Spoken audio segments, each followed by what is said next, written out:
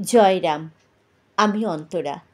ঠাকুরের কথা চ্যানেলে আমার সকল বন্ধুদের স্বাগত জানাই। প্রথমেই পরম দয়াল পরম গুরু আমার গুরু শ্রী শ্রী রাম ঠাকুরের চরণে প্রণাম। শ্রী শ্রী গুরুদেব অনাদি অনন্ত প্রকট লীলা সংবরণ করে ভক্ত হৃদয়ে তিনি নামরূপে নিত্য বিরাজ করছেন, চিত্রপটে নিত্য অধিষ্ঠিত রয়েছেন এবং নামের ভাণ্ডারে নিত্য প্রতিভাত থেকে কৈবল্যধামে সর্বকালের কৃপার্থীর আশ্রয় বিধান অব্যাহত রেখেছেন। আজ শ্রীগুরু শ্রী শ্রী রাম ঠাকুরের গ্রন্থ থেকে একটি ছোট গল্প আপনাদের শোনাব। ঠাকুর তখন কলকাতার সন্নিকটে হুগলিতে বাঁশবেড়িয়ার নিকটে গঙ্গার তীরে পুরাতন শিব মন্দিরে থাকতেন। এই সময় তিনি প্রায় কিছু আহার করতেন না। গঙ্গা স্নানের পর মহিলারা শিবের মাথায় জল ঢেলে যাওয়ার পর ঠাকুরকে দু একটি ফল দেওয়া যাইত। ঠাকুর তাই গ্রহণ করত। ওই স্থানে তিনি দয়াল ঠাকুর নামে পরিচিত ছিলেন। শিব মন্দিরে তিনি কিছুকাল ছিলেন।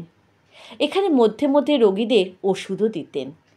এখানে এক গৃহস্থ অত্যন্ত আগ্রহ শ্রদ্ধা সহকারে ঠাকুরকে নিজের গৃহেই রেখেছিলেন। এক ভদ্রলোকের একমাত্র সন্তান বাত ব্যাধিতে আক্রান্ত হয়।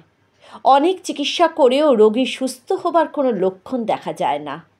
রোগীকে সুস্থ করবার জন্য যিনি যাহা বলেন তাহাই করা হয়। এই পরিবারে হিতাকাঙ্ক্ষী একজন বিধবা মহিলা। তিনি বললেন, তোমরা যদি দয়াল ঠাকুরকে ধরতে পারো তবে হয়তো তাহার কৃপায় বাত ব্যাধি সারিয়া যাইতে পারে। তাহার অসীম ক্ষমতার কথা কোনো লোকের অজানা নাই। ব্যাধি ডাক্তার কবিরাজের চিকিৎসার বাইরে চলে গেলে মানুষ দেবতার সহায়তা নিতে বাধ্য হয়। এক্ষেত্রে অর্থের সাহায্যে যতটা চিকিৎসা সম্ভব সব করেও কোনো যখন ফল হলো না, তখন তাহারা দয়াল ঠাকুরের শরণাপন্ন হলেন।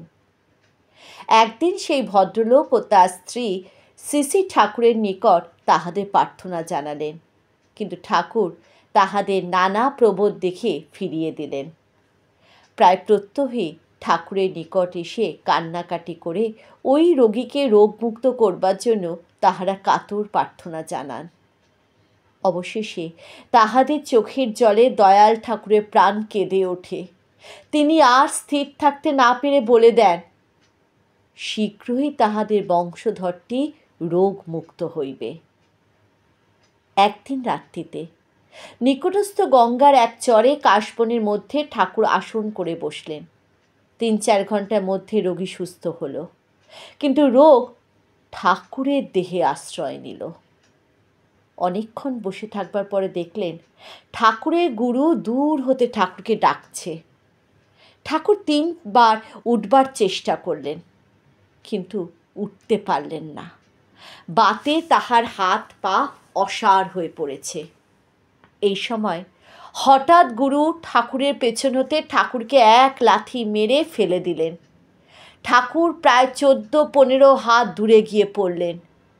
পরে খোঁড়াইতে খোঁড়াইতে এবং কিছুটা হামাগুড়ি দিয়ে গুরুর নিকট আসলেন। গুরু ঠাকুরকে বললেন, এই বাত চিরসাথী হয়ে থাকবে।